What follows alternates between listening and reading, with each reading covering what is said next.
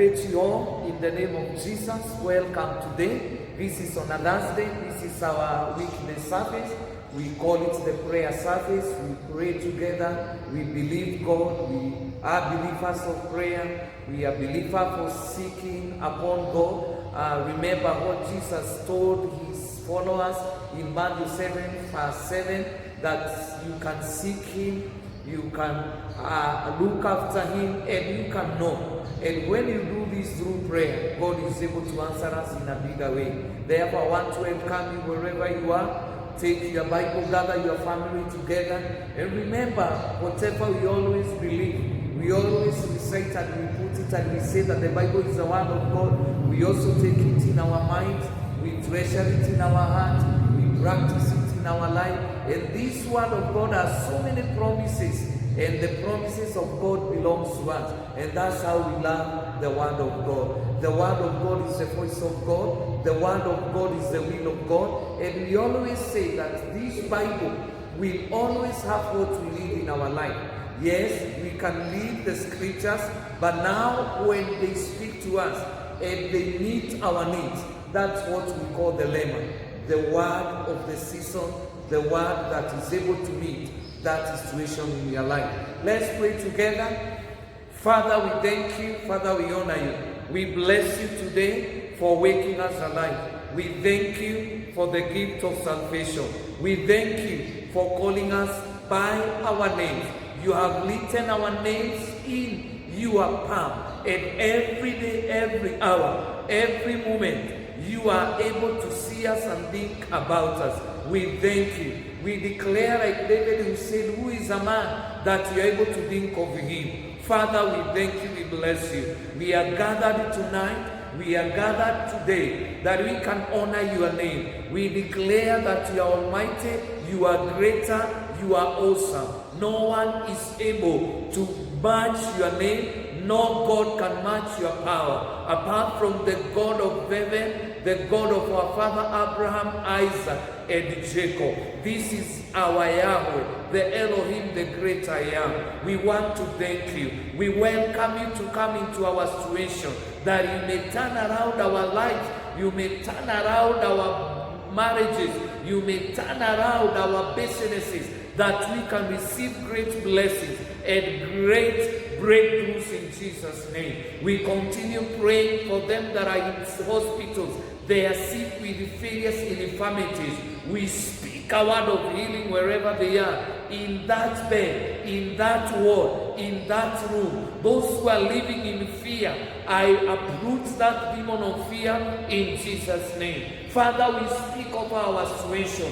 May our situations change in Jesus' name. We pray like Jabez will say that he needed the word of God and the power of God to be upon him. I release the hand of God to be upon you in your circumstances, in your situation. For them that are struggling finances, make a way for them in Jesus' name. For those who have reached to their end because of how things have been done, I declare a way out in Jesus' name. Father, we thank you.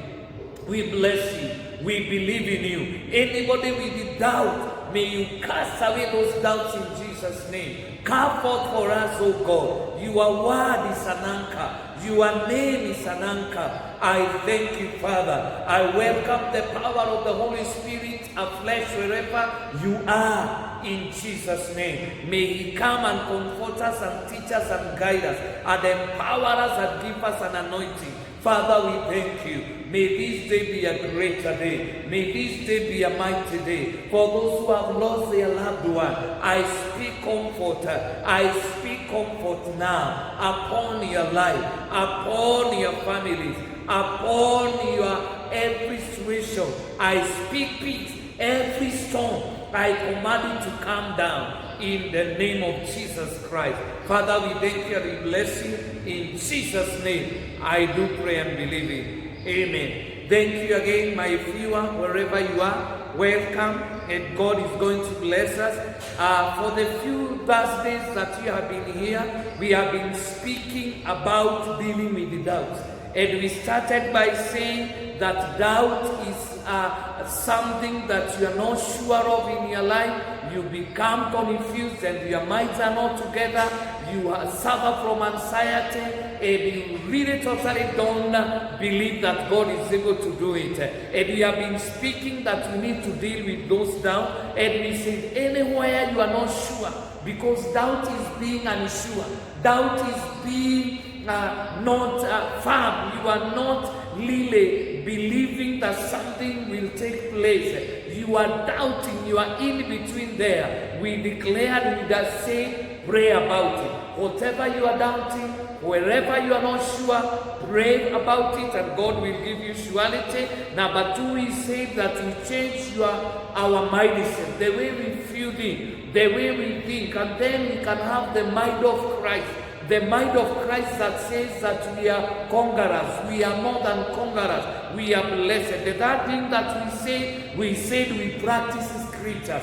Every word of God, take upon it, speak upon that situation in Jesus' name. And then part 2, we say, why do we doubt? We doubt because of the difficult moments. Maybe you are going through a difficult moment in your life. Then you start doubting. You start worrying, will God be there for me? Yes, He will be there for you because of the scriptures, because of the prayer, and because of becoming a person who prays about it, and you become a person who changes his mind about the negative things. Then we say that why we doubt it because of delays in life. There are things you had your timetable. You had already planned, maybe this year, this month of August, there are things you wanted to accomplish, but you know that everything's changed. The corona came, the circumstances came, and then you're feeling discouraged and you start doubting. Is really God in it? Yes, God is still in it. Change your mind. Change your mind. We say the delay is not denial. Number 3, we say because of unexpected outcome. There are things we are expecting. Maybe you prayed in a specific way, but you got an answer in a different way. And that's why we say that Romans chapter 8 verse 28 going down, the Bible says that everything works together for good to them that love the Lord and are called according to His own purposes. Then we say the fourth thing is because of non-Christians,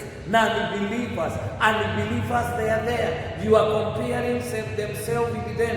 And we read how David was discouraged when he saw the evil people as if they were prospering. And this we saw in Psalm 37. Until when he went to the temple of God. And God told him, the people you see, they are just a mist. They are just passing away. But the righteous shall live and live eternally. Therefore, those are some of the things that we saw. And then we come to our part number 3, the effect of doubt, the dangers of doubt. What are the dangers of doubt? You know, doubts are very dangerous if you keep on them and you don't change and you stand on that level. And we say that they are the source of sin. Doubt are the sources of sin, because if we go to Genesis chapter 3 verse 1 to 5, or you can read the whole of Genesis chapter 3, we see the fall of man. God had told Eve and Adam, the tree or the fruit of evil in the of knowing good and evil in the middle of the garden you should not eat. And you know what? The enemy came. The Bible says in verse 1 that serpent was more cunning than any other beast in the field, and that God had made. And he said to woman, has God indeed said, you shall not eat of the tree of the garden in the middle of the garden? Do you know what the devil says? He came and made, he casted a doubt, he casted a word, he casted a mind in the life of Eve and Adam. He said, did really God say? But for sure God had really said.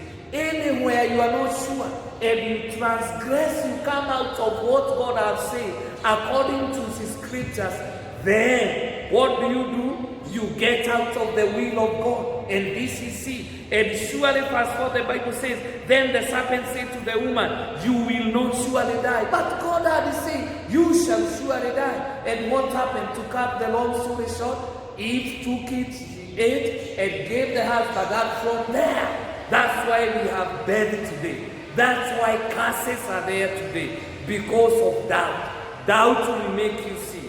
May we avoid doubt. May God help us. That's why I said one of the things that you can have doubt from, pray about it. Look at the scriptures. Always, even when Jesus went to the 40 days to pray and fast, the enemy came, just as he came in the Garden of Eden, and he was trying to tempt Jesus and was telling him, if you worship me, I will give you everything. But the Bible says in Matthew chapter 4, if you read from verses 1 going downward, Jesus was able to tell the enemy, no, it is not true. Can you tell yourself, yes, you are sick, and the enemy is telling you are going to die? Tell the enemy, the Bible says he sent his word and he healed our diseases. May every doubt in your life get out in Jesus' name. The enemy will come. The enemy will bring sin in your life, even in marriage, even where you are. The devil will start telling you, yes, what you are getting is not enough. You can steal, you can get corrupted. There are many formulas to get the money, but that is not the will of God. May you not doubt God in Jesus' name. The second thing is, when we have doubt, they make us suffer the consequences. We look at the story of Zechariah in Luke chapter 1 verse 18, and the Bible says, Zechariah said to the aged, how shall I know this? For I am an old man, and my wife is well advanced in years.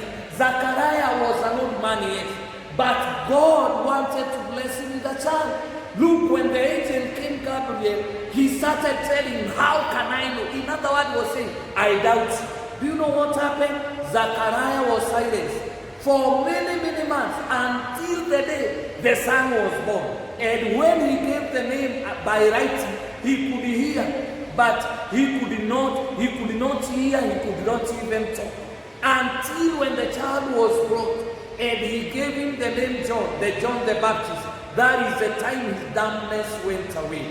Are there situations in your life that you are suffering the consequences because you doubted God? May God forgive us in Jesus' name. Stop doubting God. Your tomorrow is better than today. The other fourth thing, the third thing that you may get around, or you may find when you have doubt, you become a skeptic. What is a skeptic? These are the people who doubt God. Do you know what the Bible says in Psalm 14 verse 1? The fool has said in his heart, there is no God. You become a skeptic. The atheists, they say there is no God. That is foolishness, because God is there. He is the creator of heaven and earth. And in the end of the age, he will judge. So the more you become a doubter, the more you become separated with God, and the more you become a fool. Anybody who does not believe God is there. Do you know we can become fools? When God says he will bless you and you start doubting, then what does that mean? You are becoming a fool, because God is there, the creator, the blesser of heaven and earth. Can you continue believing God? Cast away doubt in Jesus' name. We are talking about the dangers of doubt.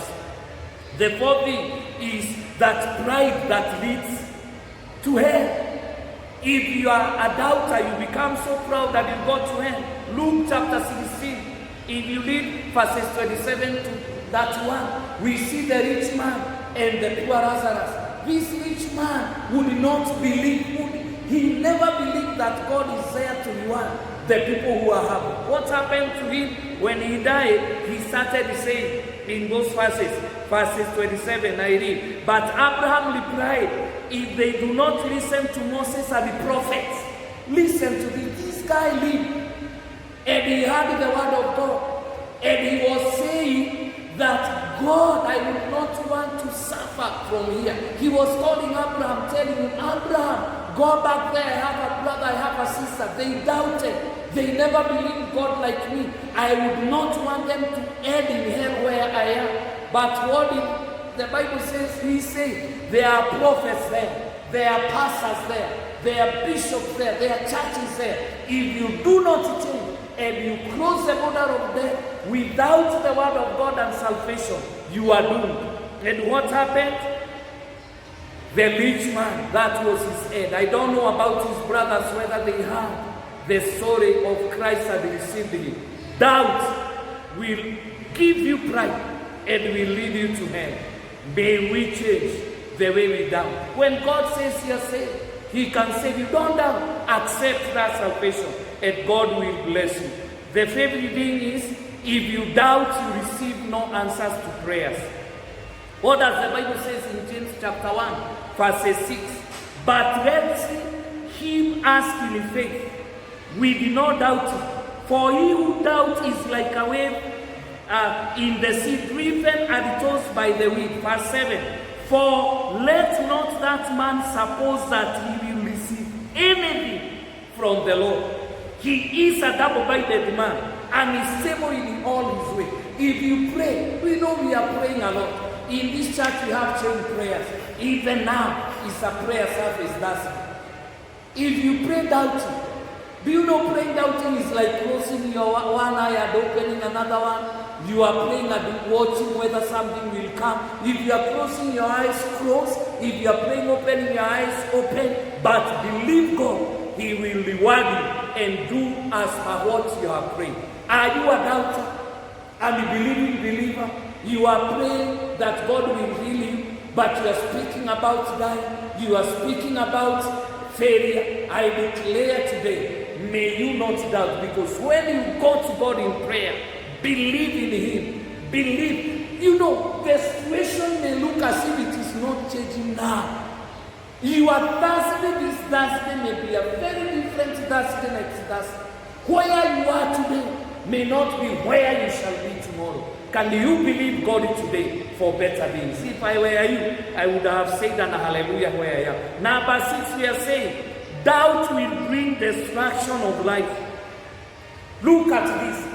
A very short statement with 3 words. This statement was spoken by Jesus. Luke 17:32. What did Jesus say? Remember Lot's wife. What happened to the Lot's wife? Abraham interceded, prayed, because Sodom and Gomorrah was to be destroyed. And God said, if I find any 5 righteous, that was the last thing that Abraham was told by God, I will save the city. But now Abraham said, can you save my nephew Lot? And the angel went there and told Lot's wife and family, get out of this place. Do you know what? And done, the instructions were, once you get out of Sodom and Gomorrah, go, don't turn back. What happened to the wife, Lot's wife? He turned back. And the moment he turned back, she became a pillar of salt. And that's all. My brother, my sister, are you doubting God? Like Lot's wife, God had said, get out. Maybe God is telling you, get out of that relationship. And you're still hanging in there. And God knows it will bring danger.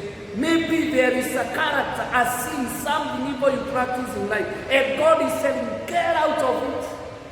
Don't doubt. Remember Lot's wife. And finally, number 7. When you doubt God, you start sinking. You sink in life. You remember the story of Peter. He told Jesus, if it is you, tell me to come. And for sure, Jesus told him, I am come. Do you know what happened? The moment Peter started walking in water, he walked a few steps. But the Bible says the waves were raging. And Peter doubted. And he started sinking. My brother, my sister, people have left Christianity, not because Christianity is wrong, but they started with the fire, they started with the prayer, they believed God have saved them, but along the way, a night came, a storm came, and Jesus' word was saying, you can make it, because the word that Peter used is walking.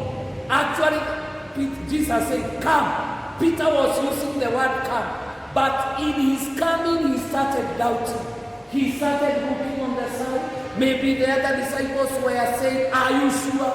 And he became double-minded. He started sinking. Many people have started sinking, especially these last days. And that's why the Bible says the love of many will grow cold. How I pray, my brother, my sister, today, that your doubts will be taken away. May God, God is a God of mercy. When he saw Peter was sinking, the good thing with Peter, he cried, Jesus! He prayed. What did Jesus do? He stretched up his hand, got hold of Peter, and brought him where he was. I pray, may this happen to each one of us today. May the arm of Jesus be outstretched to us. In these days of storm, may all our doubts be dealt with in Jesus' name. Let's pray. Father, in Jesus' name, we ask you to forgive us where we have doubted you. We can remember the Lord's wife. She turned back.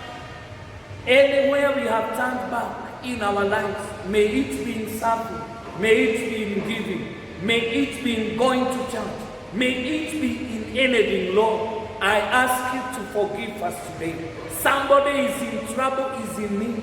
The mountain ahead of you, that problem looks like a bigger mountain. It is like it can never disappear. You are going through the storm. I declare today, we totally believe in you, Father.